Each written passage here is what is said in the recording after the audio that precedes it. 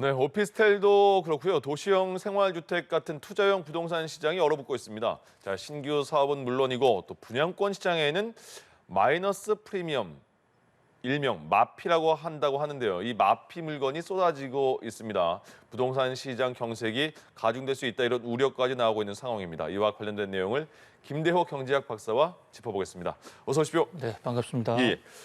금리 높고 주택시장 지금 뭐 침체라는 얘기 계속 나오고 있는 상황인데 지금 오피스텔, 생활형 숙박시설, 뭐 도시형 생활주택 등등해서 이른바 이런 걸 뭐 투자용 부동산이라고 하는데 이게 지금 상황이 굉장히 좋지 않은가 봐요. 그러니까 안 팔린다는 거죠? 그렇습니다. 지금 이 약 한 2, 3년 전에요. 당시에 우리나라 부동산 경기가 매우 뜨거웠을 때 네. 아파트는 짓는데도 시간이 많이 걸리고 또 돈이 많이 들어가는 대형 단지가 많기 때문에 틈새 시장으로서 주거 안정을 꾀하기 위해서 정부가 생활형 도시형 생활주택이라든지 또 하이엔드 오피스텔 고급 레지던시 생활형 숙박시설 같은 이런 어떤 비교적 규모가 적고 신속하게 건립할 수 있는 이런 부동산들을 집중 건립하도록 좀 촉진하는 그런 측면이 있어요. 예. 또 대부분 민간 건설업체 입장에서도 아파트는 허가도 잘 안 나고 또 거기에는 아파트는 분양권 전매를 할 수가 없기 때문에 네. 잘 팔리지도 않았고 또 청약 규제 이런 것들이 있었기 때문에 그 규제에서 피해갈 수 있는 이런 도시형 생활주택이나 오피스텔을 집중적으로 지었고요. 예. 또 그 당시에는 이게 큰 돈이 된다. 아파트는 들어갈 수가 없는 상태, 일가구 이주택 규제라든지 한 번 청약하면 다른 데는 또 청약을 할 수가 없는. 그런데 이 도시형 생활주택 같은 경우에는 청약 횟수 제한도 없거든요. 네. 누구나가 들어갈 수 있고 한 사람이 10채, 20채도 가능합니다. 예. 그러니까 인기를 끌었었고 당시에는 사회적으로도 부동산 가격 안정에 좀 도움이 된다 했었는데 지금 미국발 금리 인상으로 거시경제 여건이 급속히 악화되면서 지금 이 생활형 그 도시형 생활주택 대란이 다가오고 있습니다. 왜냐하면 2, 3년 전에 지금 분양을 했던 아파트들이 곧 올 하반기쯤이면 분양이 이제 완전히 끝나고 공사가 끝나고 입주가 되거든요. 예. 그런데 그동안 이 도시형 생활주택 같은 경우는 중도금 이자가 면제되는 형태였기 때문에 그 완공되기 전까지는 문제가 없었어요.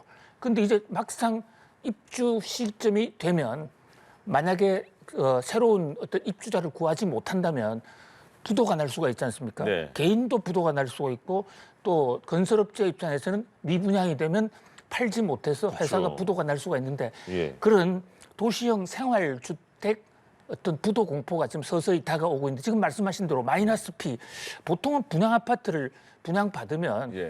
주택 청약도 마찬가지입니다만 그 청약 가격보다는 조금 더 올라서 그 오른 그 시세 차익을 마진 피라고 그러는데 네네. 이게 마이너스인 겁니다. 그러니까요. 지금 분양가에 의해서 10억에 분양받았는데 지금 9억에 팔겠다 해도 잘 팔리지가 않는 것이죠. 예.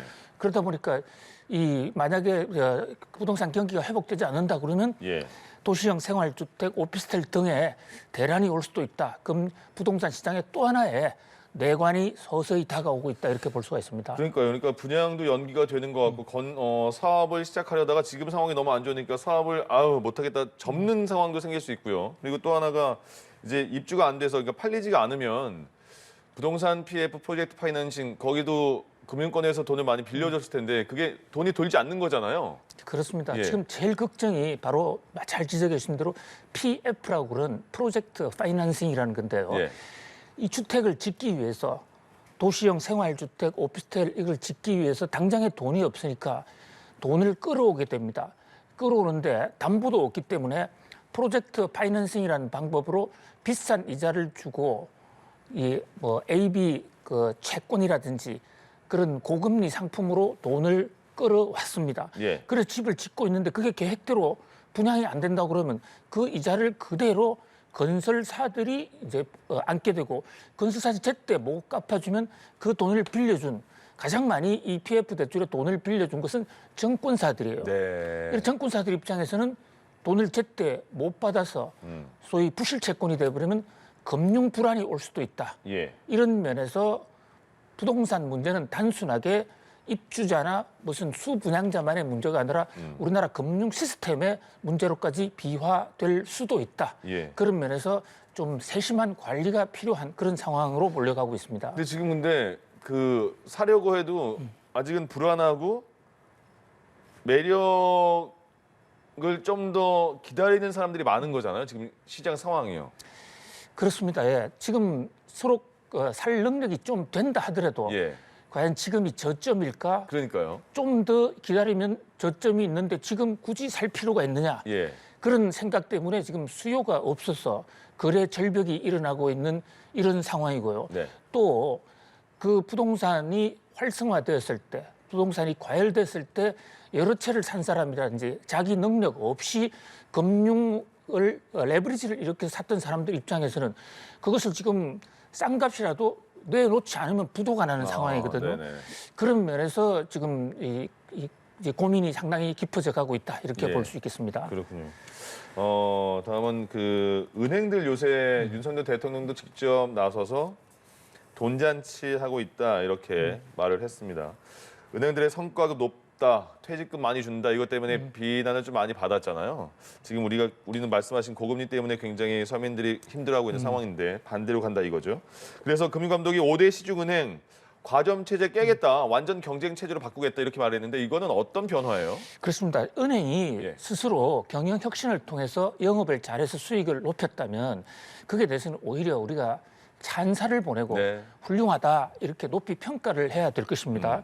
그런데 여러 가지 재무지표 분석을 해놓은 거 보면요. 경영 혁신의 흔적은 거의 발견되고 있지 않고 정부의 금리 인상의 효과를 아주 톡톡히 누린 그런 상황이거든요. 이자리 많이 받았다 이런 거군요. 그렇습니다. 예. 그 대부분의 사람들이 변동금리로 우리나라는 변동금리 비중이 한 70% 네. 됩니다. 그런데 저금리 시절에 아주 거의 제로금리에 가까운 시절에 많은 대출을 해줬는데 그게 은행의 경영 어떤 노력과는 무관하게 한국은행의 기준금리를 껑충껑충 올려주니까 가만히 앉아서 그 변동금리가 고금리가 되어버린 예. 것입니다. 그러니까 이자를 훨씬 더 많이 받게 된 것이죠. 자, 그런데 예금금리는 지금부터 예금하는 사람한테만 적용이 되잖아요. 네. 과거의 저금리 예금자에게는 적용이 안 돼요. 그렇죠. 그 예대 마진이 엄청나게 커지는데 예. 예대 마진을 은행들이 더 불렸고 또 그것만 가지고 끝난 게 아니라 그 예대 마진을 가지고 벌어들인 돈을 가지고 예. 이제 성과급 잔치를 했다든지 네. 퇴직금에 무려 성과급 잔치에 1조 3천억이 나갔고요. 예. 중도 퇴직을 하면 희망 퇴직의 경우에 7억 원 1인당 그리고 뭐 임원들 같은 경우에는 퇴직금이 40억, 50억이 넘어가는 예. 그야말로 돈 잔치를 벌였거든요. 자, 이 대목에 대해서 이제 윤석열 대통령이 직접 과점의 문제를 지적을 했어요. 예. 과점이라는 것은 독과점의 약자인데요. 독점이나 과점. 그러니까 한 업종을 이게 시장의 자유경쟁 원리가 제대로 작동이 되려면 수요도 많고 공급이 많고 같이 많아야 경쟁을 해서 우수한 자만 똑똑한 사람만 살아남고 그렇다면 양질의 서비스가 저렴한 가격으로 이루어질 수가 있는데 네. 우리나라의 은행은 지금 몇 개 안 되잖아요. 사실 은행이라는 금융업 자체는 공공재인데 예. 정부의 허가를 통해서 몇 개만 우리나라에 지금 은행이 대형은행이 5개가 있습니다. 네. 5개 국신하우농이라고 그래가지고요. 국심하우농. 예, 국민. 국민은행, 신한은행, 하나은행, 우리은행, 농협은행, 국신하우농 이 5개 은행이 우리나라 전체 금융자금 시장의 80%를 그러니까 하나가 아니니까 과점하고 있는 것이죠. 예. 과점하다 보니까요. 은행에서 경영 혁신할 생각은 하지 않고 예를 들어서 성과금을 많이 줄 경우에도 우리 은행에 뭐 1인당 성과금을 300%를 준다. 이러면 그것이 은행 수지나 국민들 고통 이런 거 경영 지표를 살펴보기보다는 국민은행에서는 신한은행, 그쵸. 신한은행에서 하나은행 눈치만 보고 예. 저 은행이 300% 줬으면 우리도 300% 주면 어떤 도덕적으로 문제 없는 거 아니냐? 혼날 일이 없겠다. 네. 이러다 보니까 서로 이 과점에 어떤 농단을 하는 그러다 보니까 오히려 금융산업의 생산성은 떨어지고 국민들한테 피해를 준다. 예. 그래서 정부가 이번 기회에 은행의 과점, 통신산업도 마찬가지입니다만은 네. 공공재를 가지고 특정 회사 몇 개만 하고 있는 거, 예. 이 과점 체제를 깨겠다.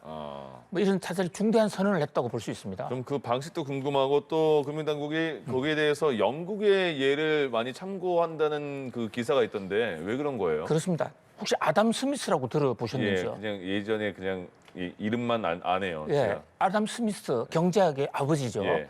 이분이 국부론을 통해서 시장 자율 경제를 주창을 했는데요. 사실 윤석열 대통령도 여러 번 시장의 자유를 얘기 많이 했죠.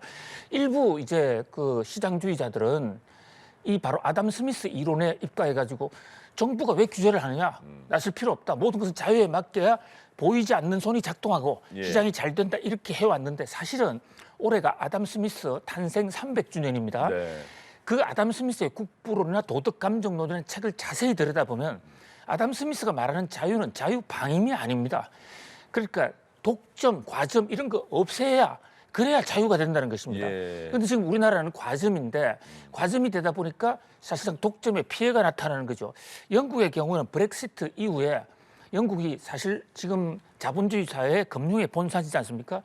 사실 원하면 은행업을 대부분 할 수 있는 특히 이 그 핀테크 인터넷 은행을 대량으로 허가를 해줬습니다. 네.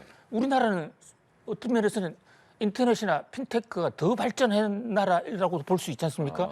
그럼 그런 데다가 금융 업무를 같이 허가를 해줘서 매기 효과라고 그러죠. 서로 경쟁을 하게 함으로써 서비스 질은 향상시키고 가격은 떨어뜨릴 수 있다.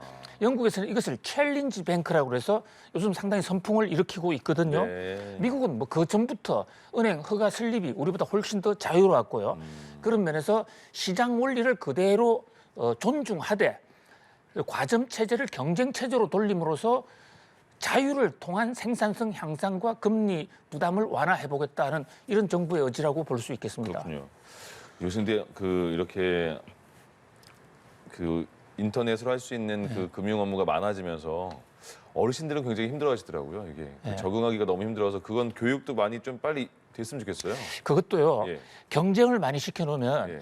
어르신을 위한 전용 아. 서비스가 생기고 그런 한때요. 역할이 있군요. 한때 신한은행 같은 우리나라 지금 제1위 은행인데 이 은행 처음 초기에 출발할 때는요. 예. 동전을 들고 은행마다 다 찾아가지고 가게에서 바로 그 현찰이 들어오면 거기서 정산까지 해줬습니다. 요즘 독점이다 보니까 예. 그런 거 안 하잖아요. 지금 어르신들이 인터넷을 잘못한다? 그러면 저게 인터넷 은행들이 만약에 좀 숫자가 늘어나서 경쟁 체제로 가면 집에 찾아가서 사용 방법을 가르쳐 줄 거예요. 그리고 어르신들이 사용하는 인터넷 예. 뱅킹의 그 종류가 굉장히 단순합니다. 네. 그것은 한두 시간 우리 어르신들 굉장히 머리가 좋아요. 알겠습니다. 좀 노력한다면 얼마든지 사각지대를 없앨 수 있다 이렇게 봅니다. 밤사이에 미국의 1월 소비자 물가 지수가 발표됐는데 6.4%예요. 그러니까 시장의 예상치를 웃돌았다는 상황인데 이거는 저희가 이제 앞으로 이 지표를 어떻게 해석을 해야 되는 거죠?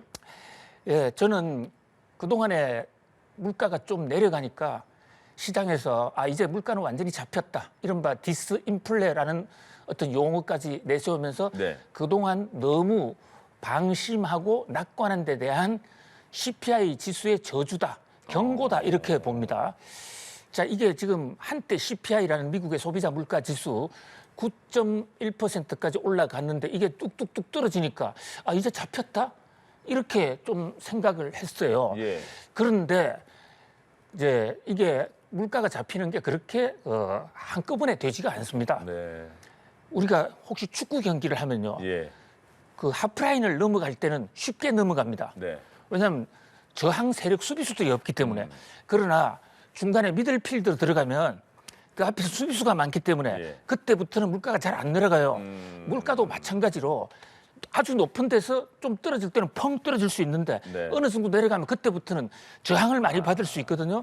그런 것을 보여주는 신호인데 자 6.4%가 올랐습니다. 시장의 예상치는 6.2%였는데 예. 그거보다 더 올랐고요. 그보다도 더 중요한 것은 전월 대비 지금 6.4%라는 그 전년 동기 대비인데 바로 전달에 비교해서 보면 예. 지난 12월 달에는 0.1 올랐는데 1월 달에는 0.5%로 무려 5배가 오히려 역주행 올랐거든요. 예. 뭐 그런 면에서 중장기적으로 물가는 조금 하향 안정화될 겁니다. 금리를 워낙 많이 높여놨기 때문에. 그러나 그 내려가는 속도가 아주 일직선으로 꾸준히 이래 내려가는 것이 아니라 네. 급전직하 내려가는 것이 아니라 내려가면서도 울퉁불퉁 아주 요동을 칠 가능성이 있기 때문에 조금 물가가 내려가면 이제 물가가 안정됐고 해서 지금 미국의 같은 휘발유를 더 쓰고 이러다 보니 가격이 올라갔거든요. 예. 그런 저항이 있을 수 있다. 그렇기 때문에 앞으로도 갈 길이 멀다 이렇게 볼 수 있겠습니다. 그렇군요. 이것 때문에 뭐 미국의 기준금리 어떻게 될지 그리고 한국은행 금리 어떻게 될지 또 계속 지켜봐야 되는 상황이 된 것 같습니다. 김대호 경제학 박사와 경제 이슈 살펴봤습니다. 고맙습니다. 감사합니다.